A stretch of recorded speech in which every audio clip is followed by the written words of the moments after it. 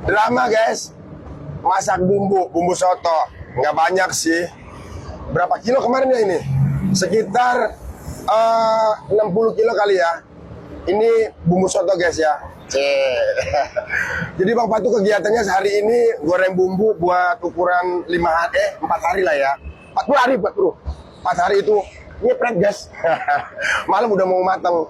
Jadi kalau udah mau matang kayak gini guys, dia nyepret kayak gitu. Malam lah kaget-kaget dikit ya kan.